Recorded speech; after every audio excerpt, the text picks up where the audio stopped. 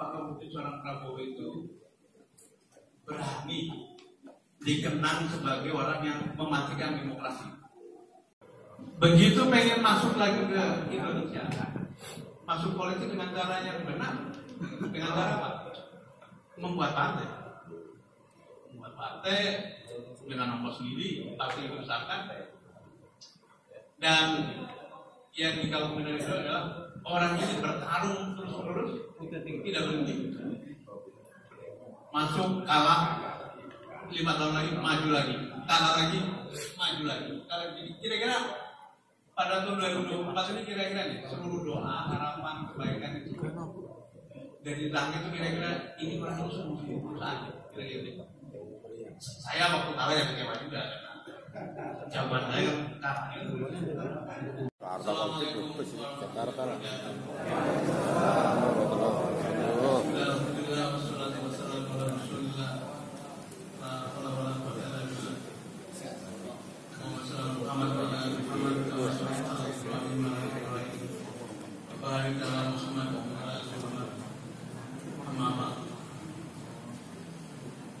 yang saya hormati para ulama,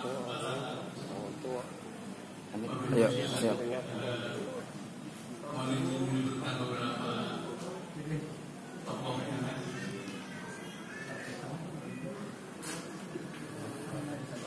pertama yang hormati Ketua Umum dari Pondok Pesantren Kiai Haji Abdul Rahman Sogo Tunggal Jakarta Timur, Bapak Kiai Nawawi, kemudian Bapak Haji Syafi'i dari Ikatan Masyarakat Madura, kemudian Pak Kiai Jamaludin yang baru saja menyampaikan banyak sekali pesan-pesan baik dan kata baik. Terima kasih untuk seluruh pesan-pesan tadi. Alhamdulillah.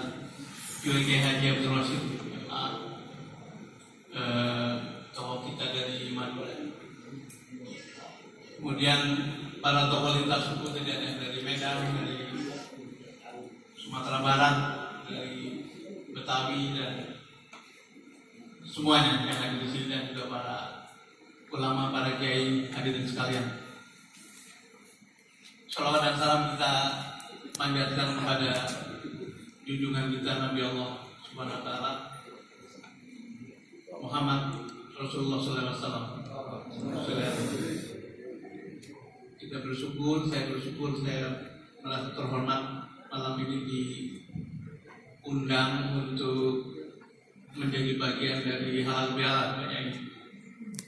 Benar kata Pak E tadi bahwa kita punya kekhasan luar biasa yang harus menjadi aset, harus menjadi kekayaan yang harus dijaga bersama. Sebelum kita tentang Jakarta, barangkali sedikit saya ingin cerita beberapa kegiatan yang saya lakukan setelah selesai urusan Pilpres. Dan saya bersyukur dalam malam ini tadi rupanya ada yang kemarin di 01, di 02, di 03 bersama-sama, karena benar sekali menurut hemat saya juga sama. Begitu Pilpres selesai dan kita bercampur kembali, katanya sesudah satu urusan selesai maka bersiaplah untuk urusan berikutnya. Karena itu saya beberapa minggu ini banyak mendampingi Pak Yusuf Kala pergi ke Malaysia kemarin, bertemu dengan Pak Perdana Menteri Anwar Ibrahim. Pak Yusuf cucunya pendiri Bank BNI, ponangannya pejuang yang meninggal di dalam pertempuran. Jadi silsilah keluarga itu sangat baik untuk dijadikan referensi. Dia hidup sebetulnya sudah enak sekali di luar negeri, SMA, SMP. Tapi tamat SMA memilih sekolah tentara. Itu artinya orang yang berniat menyerahkan jiwa raganya bagi Republik. Jadi dari situ sebetulnya beliau punya background yang sangat luar biasa. Masuklah dia Akabi. Kebetulan barangkali karena Pak Harto butuh mantu yang ganteng, pintar barangkali. Dilarangnya dapat mertua presiden. Orang bicara karena itu cepat naik pangkat dan sebagainya. Tapi ya Pak Prabowo orang pintar. Jadilah mantu presiden sampai pangkat tertinggi bintang 3 selesai. Politik terjadi perubahan dan beliau tersinggung secara politik. Alasannya apapun kita lupakan dulu. Menyingkir dari politik, dari percaturan Indonesia cukup lama. Begitu pengen masuk lagi ke Indonesia, masuk politik dengan cara yang benar. Dengan cara apa? Membuat partai dengan ongkos sendiri, partai yang dibesarkan. Dan yang dikagumi dari itu adalah orang ini bertarung terus-menerus, tidak berhenti. Masuk, kalah, 5 tahun lagi maju lagi, kalah lagi, maju lagi. Kira-kira pada tahun 2024 ini kira-kira nih seluruh doa, harapan, kebaikan itu dari langit itu kira-kira ini orang terus perusahaan kira-kira. Saya waktu kalah yang kecewa juga karena jawaban saya kalah itu. Tapi kita lagi ngomongin ke depan jawaban. Jadi Pak Prabowo itu memiliki cerita yang cukup baik sebagai pejuang, sebagai partai, dan minimal harapan saya, Bapak Ibu boleh juga punya harapan. Masa iya orang dengan cerita begitu ketika diberi kekuasaan tidak ingin meninggalkan sesuatu yang baik? Itu saya punya sahabat namanya Damswat, orang Amerika yang sangat cinta Indonesia. Kita dialog, membaca Pak Prabowo kira-kira 2-3 bulan lalu. Pertanyaan dia pertama begini, apakah mungkin, kata si Pak Adam, apakah mungkin seorang Prabowo itu berani dikenang sebagai orang yang mematikan demokrasi? Itu pertanyaan dari dia. Apakah mungkin seorang Prabowo yang punya background kayak tadi itu berani menggendong risiko sebagai pihak yang dikenang oleh publik Indonesia sebagai yang untuk demokrasi? Kata sahabat saya ini, itu agak impossible. Dia pasti akan menunjukkan demokrasi, atau dia akan berusaha untuk bisa. Harapan saya ini, tidak punya harapan. Yang kedua,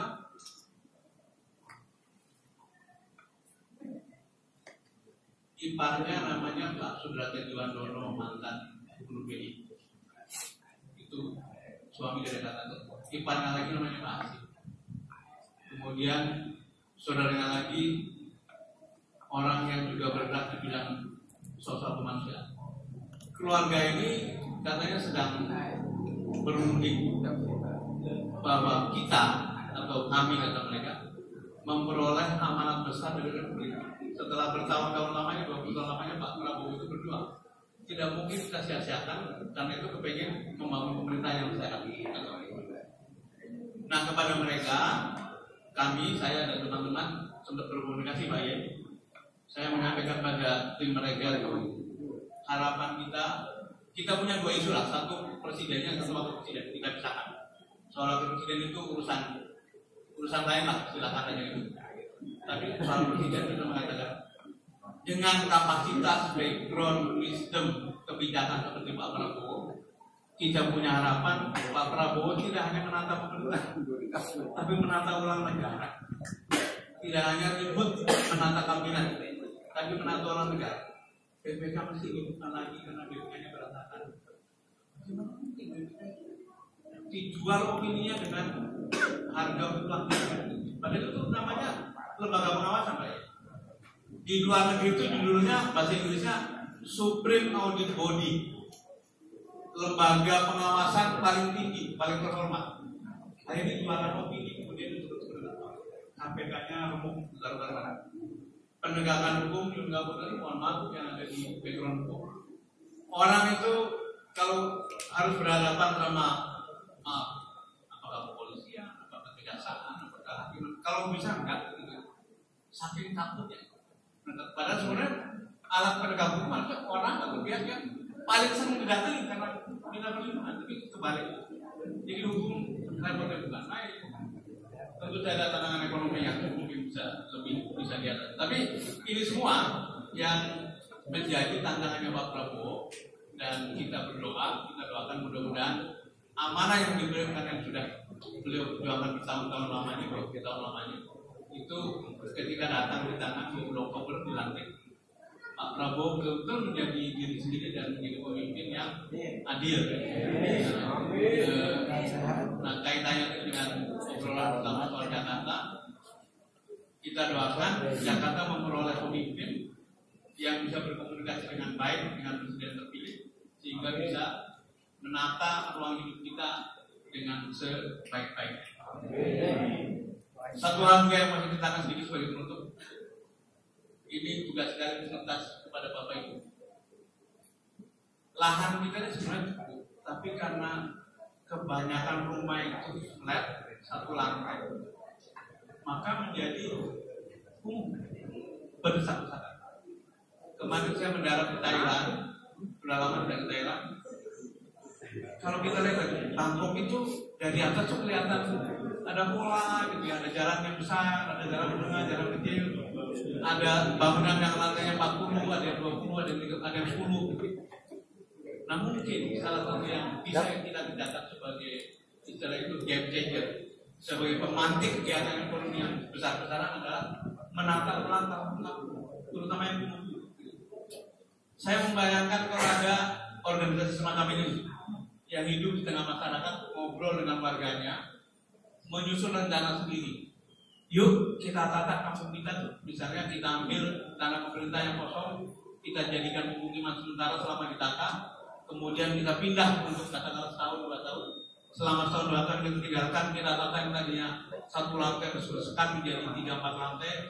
Di sana ada rumah hijau, ada tempat jenazah kalau ada yang tinggal, ada tempat pernikahan kalau ada yang kawin, ada tempat sunatan, pengajian, tapi juga punya tempat bagi ibu-ibu untuk beraktivitas. Kalau diberikan contoh satu saja barangkali, itu isu-isu penggusuran tidak akan, karena orang punya bayangan, oh kalau dibangun dengan rembukan ternyata bisa jadi begitu. Kalau kita bisa tata begitu Pak, itu kerja 5 tahun, bukan cuma hasilnya kampung beres, tapi lapangan kerja tersedia, bisnis konsumsi tersedia, dan itu berputaran ekonomi. Seluruh Jakarta kan ada gerakan untuk menata kampung, dan hasilnya adalah Jakarta baru yang tadi ketika tidak di atas tuh ada pola yang sekarang ini kan tidak ada pola. Yang tadi saya katakan di Warakas, orang bisa tidur serumah, 8 orang, 10 orang. Nah, ini adalah hal besar yang mungkin pada waktunya bila Allah memberikan jalan untuk kita bersama-sama bekerja sama, itu akan kita pikirkan kembali dan kita diskusikan sama-sama. Ini beberapa komentar spontan, dan sekali lagi saya menyampaikan terima kasih, rasa hormat pada keluarga besar pesantren ini untuk diundang dalam acara malam ini, dan insya Allah bukan pertemuan yang terakhir. Bila nanti betul-betul Agustus saya mendaftar, kita kembali untuk ngomong gimana cara memenangkan itu. Dan saya ini saya akhiri dengan salam. Wassalamualaikum warahmatullahi wabarakatuh. Haji Sudirman Said untuk menjadi orang nomor 1 di Jakarta. Amin. Assalamualaikum warahmatullahi wabarakatuh. Waalaikumsalam.